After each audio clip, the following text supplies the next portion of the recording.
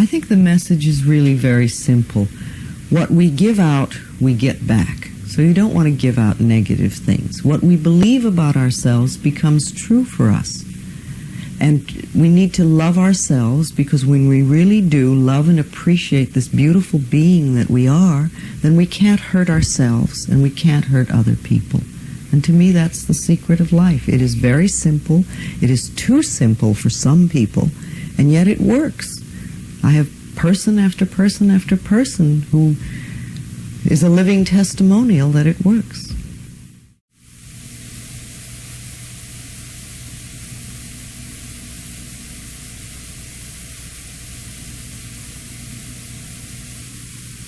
This is the first time I've been to your group. Okay, welcome. 6 weeks ago, I found out that I had a malignant tumor in my lymph system. Mm-hmm. 4 weeks ago, I found out that it had spread substantially. And 2 days ago, I found out I had AIDS. I need to hear a lot of what all of you are saying, and there's a lot of people in this room that are friends of mine. I've been just real petrified to bring this out and to talk about it. Good. I think that what watching the Early Frost program did for me on Monday night was it made me face what I wasn't really willing to face. And the last couple days has been a lot of research in how I want to do this, or how I can do this. Not through chemotherapy, and not through radiation, and not through a lot of goddamn medication. You know, I really think I want to live.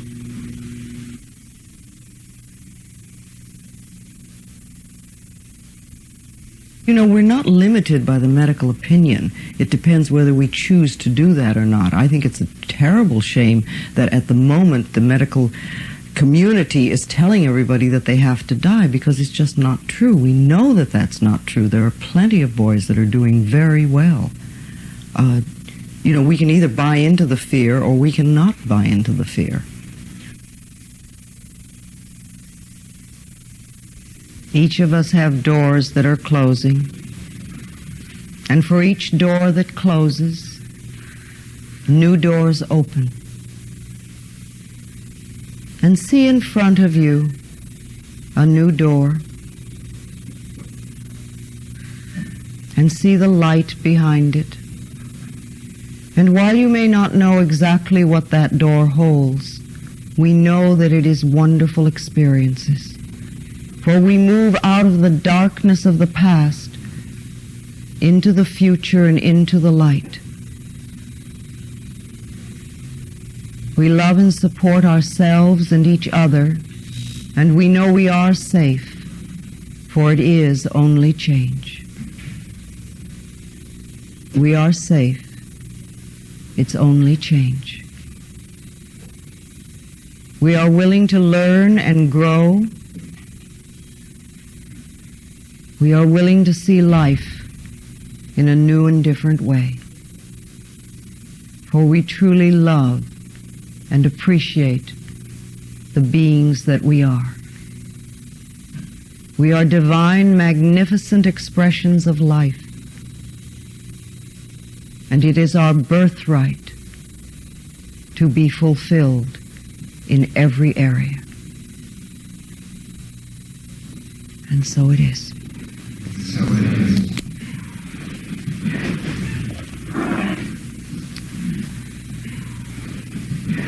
Good evening. Hello. I'm Louise Hay, and welcome to another hayride. Yes, how wonderful. Okay, how many people are here for the first time? Oh, quite a lot. Okay.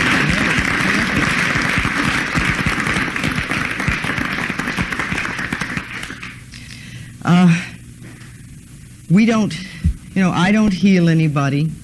That's not what I do. I just provide a space where we can uncover how absolutely wonderful we are. And many people find that they are able to heal themselves. and this is very heartwarming to all of us. I started out in January of this year with 6 men with AIDS in my living room, and look where we are today. And I think it's wonderful. I'm really very pleased. And we've grown and changed and all learned a tremendous amount. About 4 months after my diagnosis, I was at a meeting for AIDS, a medical meeting out at USC. And somebody was standing up talking about he'd been to Louise Hay's group. And this guy was covered in lesions. And he had so much anger. And he was up there denouncing Louise, saying it was just a bunch of people who got together and sang songs, and there wasn't any medical benefit from it. Well, I took that as a catalyst for finding out more about it. So 2 days later, I called up I looked her up in the phone book, and I called the office, I got the address, and I went for my first meeting. And I walked into this room, and I immediately recognized 2 people that I knew very well. One that I had heard with AIDS who had died, and there he was in the flesh, looking very well. And another acquaintance of mine that I did not know had AIDS. And I walked into this room, and lo and behold, here was this woman who told me, well, you have the right to like yourself. You have the right to love yourself. You're good, you're whole. All the things that I'd been wanting to hear from my parents and family, all these years. So I immediately took to this idea of loving yourself, supporting yourself, because that was basically what I was doing with my whole approach to this disease that everyone kept telling me is fatal, you die, no one ever recovers. When you're bombarded with that from the news media on all levels, constantly, a person comes along like Louise, or a group like this group, who support you and say, yes, I know you can get well. Yes, I know you can survive this, overcome this, and even achieve greater health than you've ever known before. I was diagnosed 2 weeks ago, and I've refrained from telling too many people because, as large as Los Angeles is, I do work in this community, and I was just holding back to tell too many people. But the way I feel about it is that with everything else in my life, I've held back and closed down, and it's time to stop and to be afraid of possibly any of this getting back to where I work or perhaps gossip. It doesn't make any difference. And I feel that so many wonderful things have happened in my life in the last 2 years I can't begin to tell you, and this is only another big door opening for me. And I never thought that I would have to deal with this. I absolutely thought that it wouldn't touch me. And, of course, I've had terrible thoughts in the very beginning of, I could just see my mother, everyone abandoning me, and I would end up in my mother's guest room, and she's the only one that would take care of me in the end. That's where it took me. And through somehow coming here, and the people that are in this room that have shown their love, and my responsiveness and the willingness for me to receive it and give back, I don't know, I feel probably more wonderful than I ever have in my entire life. I'm dealing with a lot of the visualizations and listening to your tapes in the morning and the evening, and Louise helped me quite a bit, and watching my diet and doing all the positive things that I'm learning slowly to do. I have treated my body badly for a long time, and slowly I'm taking those steps to change those things, and it's a slow process. Your body will appreciate it. And a lot. When you're talking about the disease called AIDS, I find that we're really dealing mostly with people who have a lot of self-hatred. They feel that they're not good enough. There's a lot of resentment, usually towards their families or towards societies, and very often there has been a lifestyle that has been very abusive for the body. They've not taken loving care of themselves. And when this gets turned around, healings take place. I had everything that's going on here tonight is real important for me. I thought I had some answers before I came. I thought I knew that if I did certain things, I'd be okay. I thought that I wouldn't get this because I was going to be careful or whatever, or I'd just be lucky, or I didn't give a shit. I got it. And hearing people talk about being alive, about living, is what I need to hear. I need to hear you say that you're alive and you're getting well and you're willing to be alive. I've shut down. Only 3 days, the hysteria was supreme. I was wacko. I was gone. Well, that's the time to have the hysteria right away. And then when you get that over with, then you can get to work. I did it. Sure. There's still some fear. Of course. There's still some fear. There is. That's normal and natural. And you're in the right place. And we do a lot of networking here, and you're going to get lots and lots of advice and help when this is over. You watch. Everybody will come to you. I want to thank you also for being here. Thank you. One, when gets diagnosed, has to understand that there needs to be a change in your life, a 360-degree change in your life, mentally, physically, spiritually, and emotionally. It's a time when one has to do this. You have to start the basic processes of letting go of fear, letting go of anger. You have to start forgiving yourself and your family and your friends and the world around you. And again, the key would be unconditional love towards oneself. It can be difficult and might be very difficult at the beginning, like for myself. I spent 7 months understanding who I was and how to love oneself, but I got off the drug use and I got away from alcohol. I focused most of my attention towards positive people, letting go of the negative friends that I associated myself with, and all of a sudden little miracles started to happen. People that are getting well are the ones who are really taking responsibility for their health and doing a lot of work. I mean, Louis, who is this wonderful example, used to spend 1.5 hours to 2 hours a day doing visualizations, and very few people will take that time for themselves. And it paid off. He got the idea somewhere that if he could do the work, he would get well. And so he did the work, and he got well. And he's Superman now and all over the place.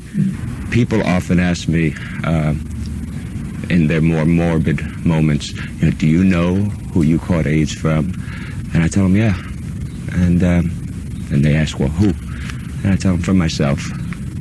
And that kind of blows them away. And then I have to explain that it was my lifestyle, my thought patterns, my behavior, the environment that I created for myself that set up all of the conditions for AIDS. And then the virus came along and finished the job. It's sort of like a pistol. I loaded the gun, and then the virus just came along and pulled the trigger. And that really disturbs a lot of people when they hear me say that. But then I remind them that this is actually very empowering, because if I could actually give myself AIDS, we'll take it one step further, and I can take it away. I'm a nurse by profession, and I got out of the nursing field about 6 years ago because I couldn't deal with sickness and things like that. Then I got into the health field, worked at Gold's Gym for a while, and then I came to the Jim Morris Club. And I've been there for almost 3 years, and I was ecstatic. Here I was, the only woman with 1,500 men. And I've made a lot of friends there, and I've had a lot of good times and a lot of good adventures and a lot of things I'd like to share with a lot of other people in this world to try to get rid of some of the misconceptions that straight people have about gays. And then along came the AIDS crisis. As of right now, I've lost 18 friends to the disease, and it hurts. It hurts awful. Never gets easier. The Louise Hay group met at the athletic club for about a month, and because of my work schedule, I was never able to get in before the room was so crowded, and then I couldn't fit in, so...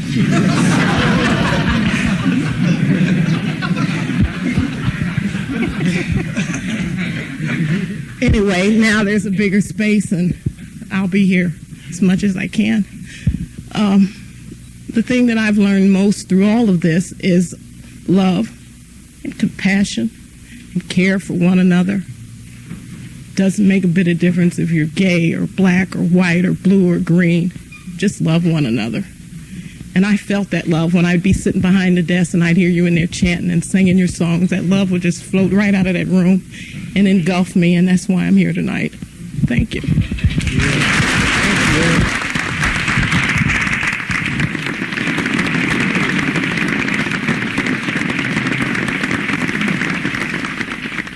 It's true, there is a lot of pain.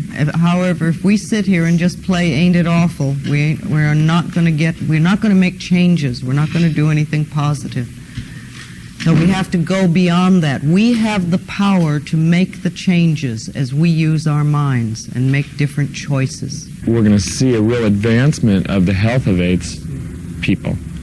You know, as time goes by, just in my own self, I was so sick at one time. And now I'm healthy, you know. It's like the pendulum has gone both ways, and it's like a miracle. And I go to visit my nurses, and they're all so glad to see me, and they all are so amazed because most people that are as bad as I was just aren't here anymore.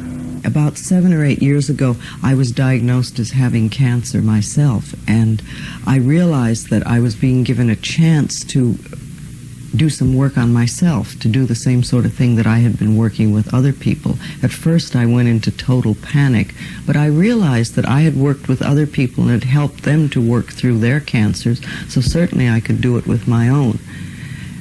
And I also realized that I really needed to go inside and clean up a lot of old resentment, that it was time really to work on forgiveness, because I knew that cancer comes from a mental pattern of having a lot of resentment about the past and also having a lot of feelings of not being good enough.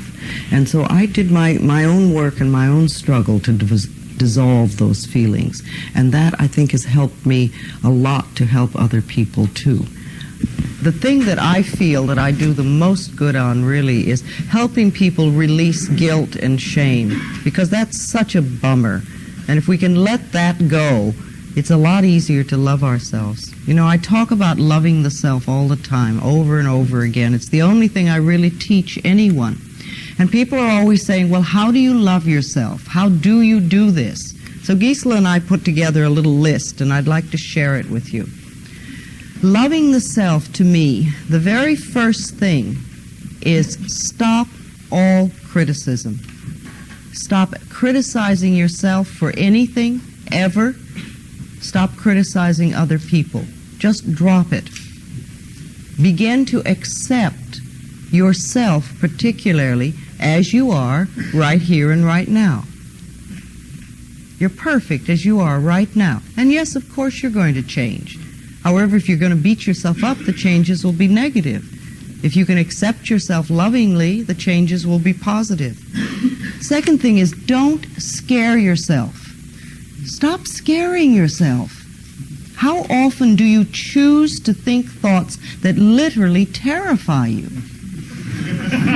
Right? That's not loving. Stop it. Just stop doing it.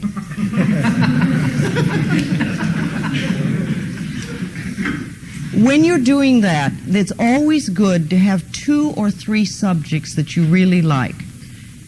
Create for yourself some subjects that you like, things that you really love. For instance, I happen to adore yellow roses. And when I start to go off on a trip, I immediately say yellow roses, and I bring myself back to seeing a beautiful yellow rose bush that grows outside my door, experiencing yellow roses. I do a whole number on yellow roses, because you can't think of 2 things at once. And if I'm really concentrating on yellow roses, I can't go into that negative thought. Now, it may be a piece of music for you. It may be a gorgeous day. It may be an experience that you have had. But select for yourself 2 or 3 scenes or subjects, so that when you find yourself going into the scaring yourself routine, you can say, no, yellow roses, or whatever are yellow roses for you, and really concentrate on that. And to begin with, you may have to do that a lot, and you will train your mind to go into another direction. The other thing is to be gentle and kind and patient with yourself. Don't expect yourself to learn it all in one day.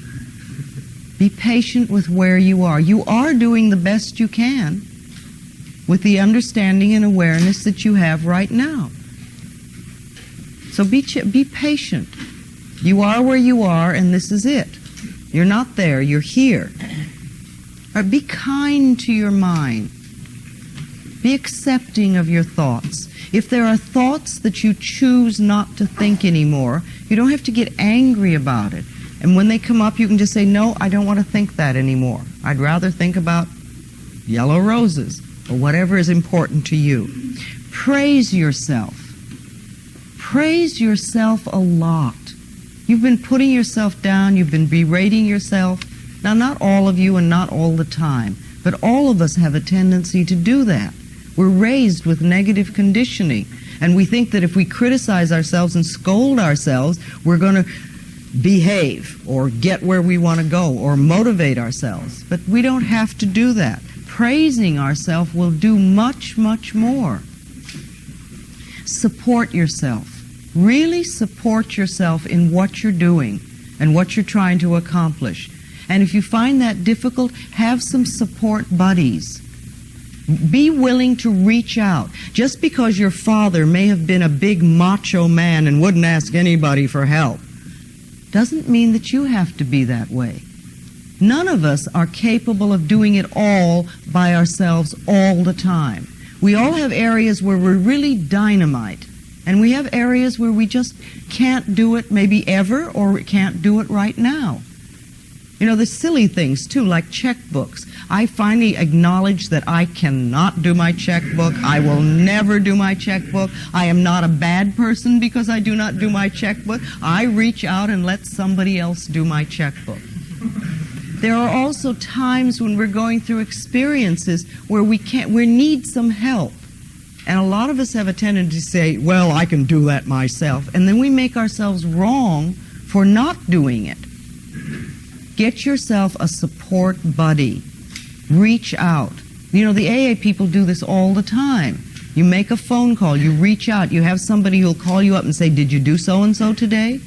You know, do that for yourself. It's an act of loving yourself. Take care of your body.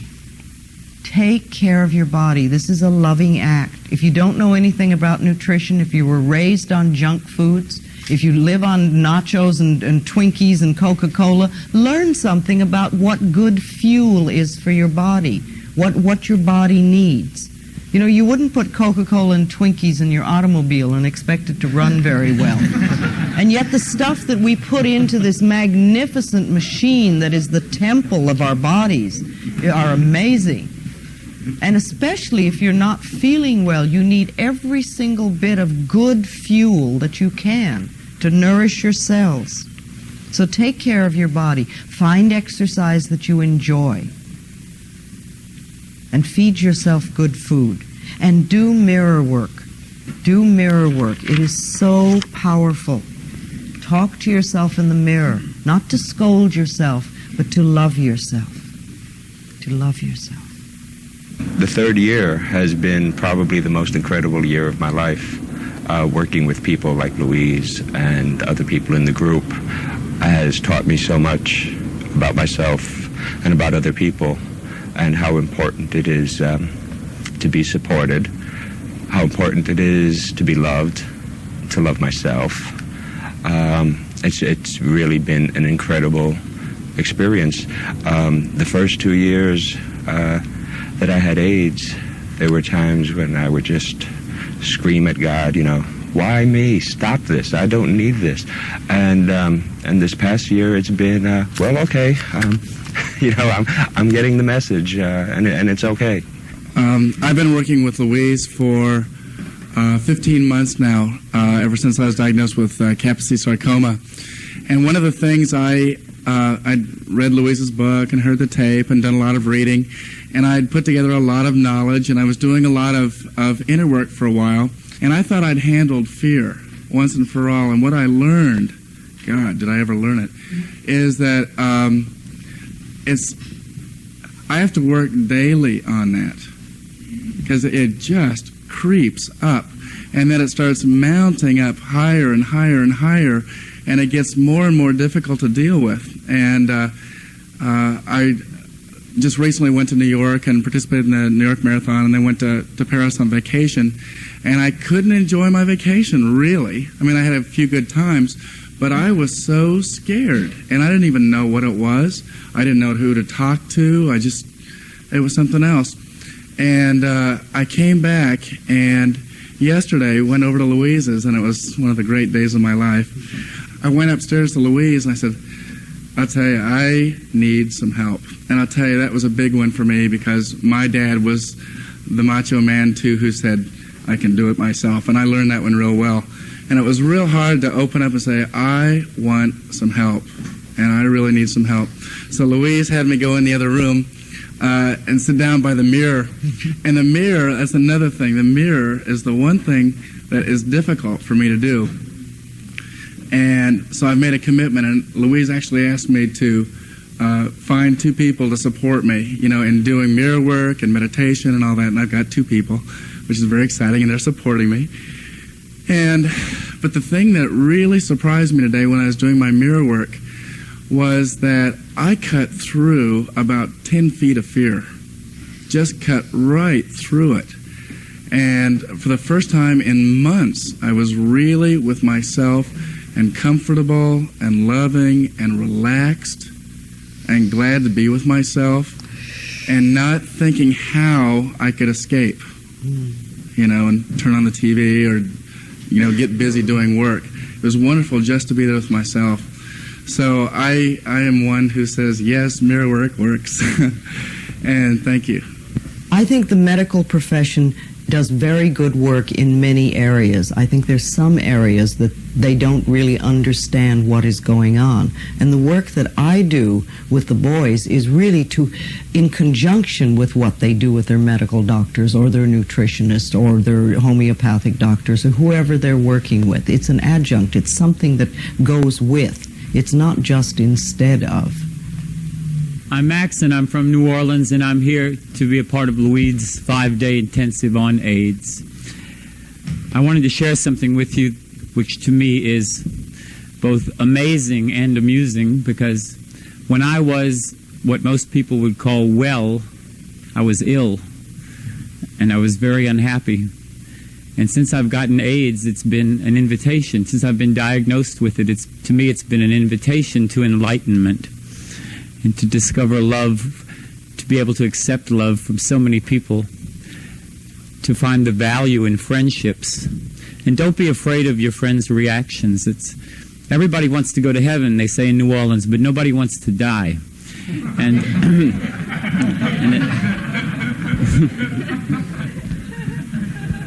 and so I'm not speaking in cliches, but if you're going to let your imagination get the best of you, don't let it go the route of fear. I mean, make sure it gets the best you have to offer. There's nothing to be afraid of. And the mind and love can overcome anything. This is a great time of learning for everyone on the planet. We get to choose between the so-called dark forces or the light. And I think that AIDS has turned out to be a very positive thing in the life of many people. Even people who have cancer, who have then come through it and come to the other side, have often said that cancer is one of the most positive things that ever happened in their life, because it enabled them to change directions. And I see that happening over and over again with AIDS. People are changing the direction and really creating a much more positive life than they had before they had the disease. First of all, I'd like to thank Louise for sharing her life with everybody that needs her so much. She gives a lot of love. And you can't keep it unless you give it away. And we have to give it back to one another, or else it just won't keep going around. We got to keep it moving.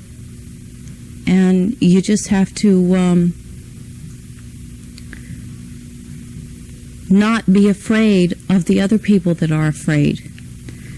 That was my biggest problem, was removing myself from the ones that have chosen another route. And their route's okay for them, but it's not okay for me. And this is where I want to be.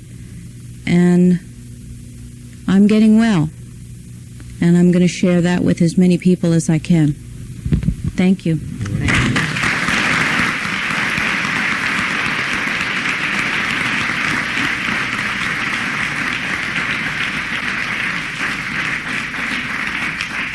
Well, what's sort of wonderful is that I've seen some of the boys do have the medical profession writing out things that say that they no longer have AIDS. The medical profession as a whole doesn't like to do that yet, because according to their rules, AIDS is not curable, so it's hard for them to agree that somebody can come through it and have remission. I mean, even with cancer, they don't really like to say that. But yes, some of the boys are definitely getting remissions, and they have medical proof to substantiate it. The documentation the medical community has offered me was that they took a biopsy of my lesion after a year and a half of certain different alternative treatments that I've had, and they have come to the conclusion last October 1984 that my KS lesion was a bunch of dead scar tissue. At that point, they began to understand that the virus was not growing in my body, and that I somehow, some way, my immune system had responded to a lot of the treatment that I was doing for it and was able to get rid of this Kaposi sarcoma cancer lesion. You know, a lot of people in this room have heard me talk and share a lot, and it's like sometimes I get the impression is that confused kid talking again about, he doesn't know where he stands and where he's at. Well, that's true. I haven't known where I stood and where I was at. And for the longest time, I've tried to... a couple of years ago, I got diagnosed with ARC, and then 6 months after that, I got diagnosed with bone marrow cancer, and then an opportunist arose, and then it went away. And I've sort of been in limbo since then. And that's been over a year and a half ago now. And I don't know why I keep coming back to you, because between Wednesday nights I say I don't belong here. But I do belong here because I have all of the fear that everybody has. And I realized, and one time I was in the hospital and you came to see me and you said, if you get some kind of definite diagnosis now, what is it in your life that you're not going to have to face? And I think I gave you some kind of answer like, I don't know. But since then, in the last couple of months, it's everything. I won't have to face anything else. And that's the way I've been since I was a little kid, And I have been constantly trying to find out. I've been having real symptoms. I have doctors and T-cell panels to back it up, and even bone marrow biopsies to back it up and all this stuff. And I've been trying to figure out, what am I dying of? Today, I just want to find out what I'm living for and not what I'm dying of. You've let me find out all of these things about myself, how I've not been the kind of guy, how I've beat myself up in so many different ways, but at the same time, you just let me keep finding out. And you're letting me find out how much there is to love, too. And you've told me so many times that how we come out of that a lot of times when we're 18 or 19, when we start coming out to ourselves, whether it's sexually or just young adulthood or whatever, that we tend to go in the closet spiritually. Mm-hmm. Well, I have done that because my father's like a Southern Baptist minister, and I have been very confused, and he's also a closeted gay person. Mm-hmm. And I've been repeating all kinds of destructive relationships and health patterns, and just the opposite of a Patti LaBelle attitude. I mean, just horrible. You know what I mean? And I am willing today that I realize how you've helped me to realize that I have to come back out of the closet spiritually.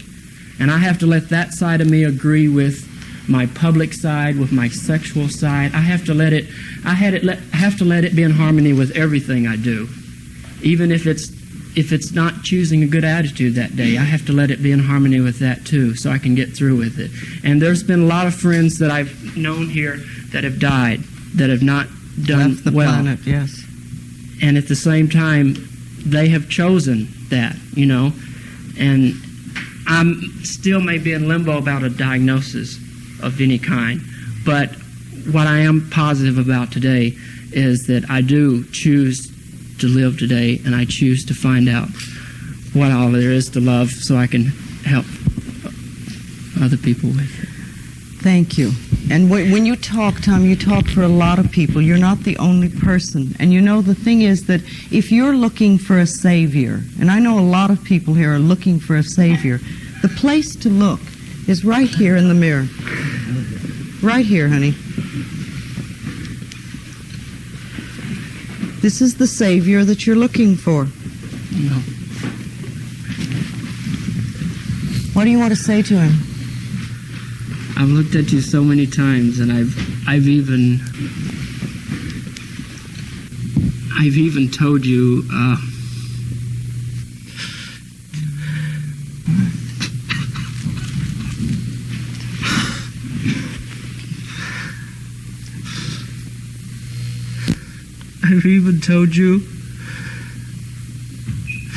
that I wanted you to hurry up and die.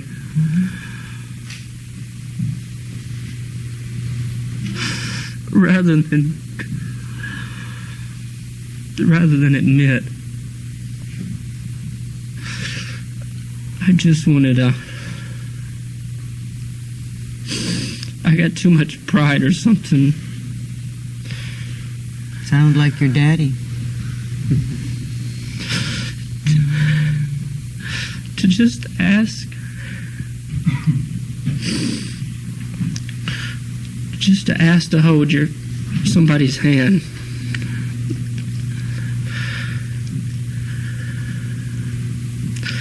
I don't want you to die.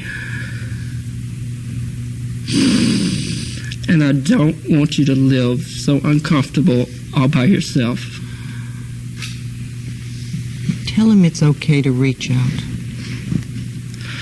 It's okay to reach out.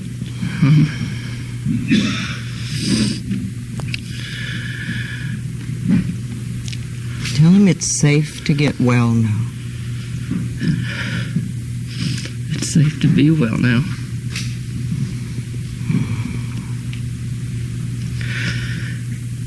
And you can do it just for yourself. It's the only person to do it for. You don't have to have the drama. This is your savior, honey. The only person who's going to save you. And it looks like a pretty wonderful person. Pretty powerful. Pretty capable. See, all that energy that you've turned negatively towards yourself, you can use that powerful energy and turn it in a positive direction. And really love this person. I want to. You have my permission.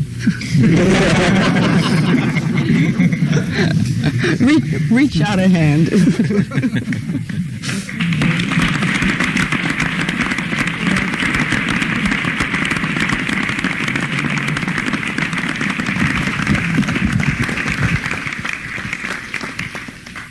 It's okay, darling. We all speak for each of us. When anyone shares, we're sharing for all of us. And the mirror is a powerful place to work. A lot of you, I know, do mirror work all the time, and some of you have never seen mirror work before. But I suggest that we talk in the mirror a lot. First thing in the morning when you get up, go to the mirror and just say, I love you. What can I do for you today that will make you happy? And start to connect with yourself. Forgive yourself in the mirror. Talk to yourself. If you have someone else you need to forgive, you can forgive them. Talk to people that you're angry with or that you want to say I love you to and you don't know how to say it. Do it in the mirror. It's very satisfying to see people heal themselves. It does my heart good to have people get their act together, to be healthy, to really feel good about themselves, to feel comfortable with prosperity and go off and live their life. And I've made a lot of wonderful friends out of people I've worked with. I'm Gisela, and what I wanted to say about AIDS is with the counseling that I do and with the people that I see, Sometimes it's very obvious that a choice was made many years ago. Sometimes it's not so obvious. And sometimes it's real difficult to understand and believe why and how come and why me and why this. The opportunity that is always present is that we can always choose again. And I think that's what this evening has been about for me and my experience of what everyone has shared. And I think the choices that were made here tonight and the courage that was displayed is absolutely overwhelming to me. And I support every one of you in coming out of your fear space and moving into your love space and owning that part of you that fits into the shoes and that pulls the pants up and that puts on the shirt and that has that heart so very ready and present. And bring that heart out and choose again, because I know we can make it. It's time to do some healing work now. And as you know, we're now doing 3 healing circles each week. And Gisela has one and I have one. And what I would like to do with the 3rd circle is to rotate that, to have the person who is at the head of the 3rd circle be a rotating thing. So if any time you would like to lead the 3rd healing circle, come up to me and just let me know, because I want to share it with all of us. What we will do is we will do the healing work. We start with 3 ohms. We touch the person. If you're a Reiki person, if you're near to the body, please put your hands on the body in front of you, and the people in back of you can touch the people that are around you. And if you're in back and you can't touch somebody, then you can send healing energy like this. And if you don't know how to send healing energy, just send love. I think the message is really very simple. What we give out, we get back. So you don't want to give out negative things. What we believe about ourselves becomes true for us. And we need to love ourselves, because when we really do love and appreciate this beautiful being that we are, then we can't hurt ourselves and we can't hurt other people. And to me, that's the secret of life. It is very simple. It is too simple for some people, and yet it works. I have person after person after person who is a living testimonial that it works.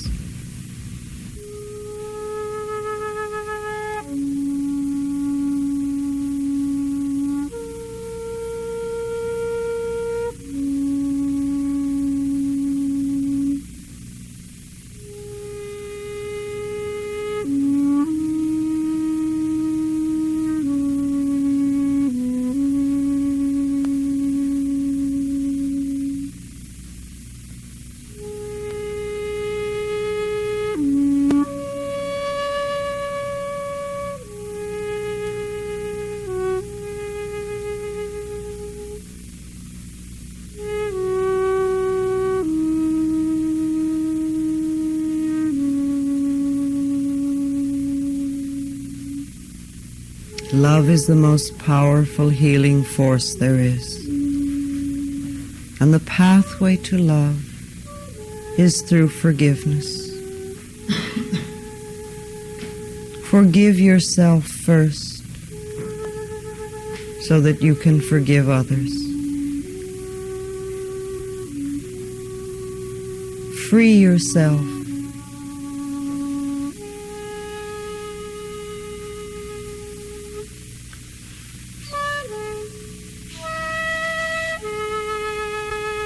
You deserve to be well.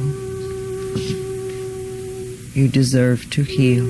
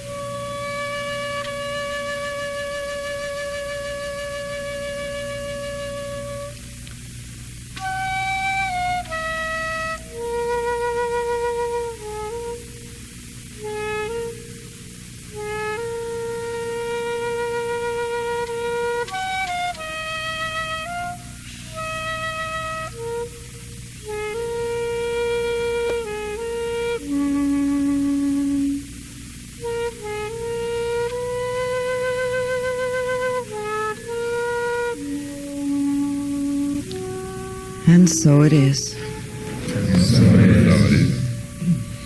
I absolutely feel that I am overcoming this disease, and every day that I am here shows me and shows the world that I am overcoming AIDS.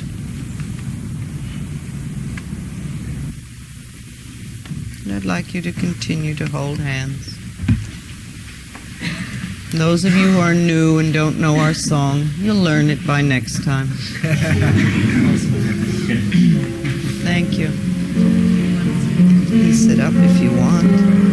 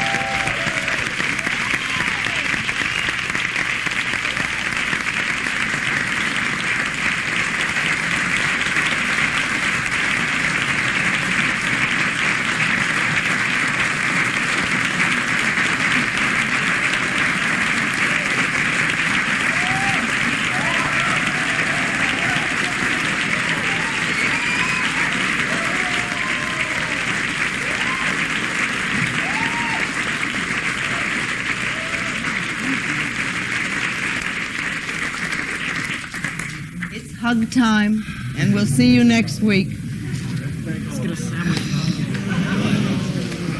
Wake up to your own potential. Realize how divine and magnificent you are, and realize you have the power to make changes. You are not stuck. You can begin to make changes by changing the way you think. And above all, go to the mirror and look in your eyes and say, I love you. I really, really love you. It'll work miracles.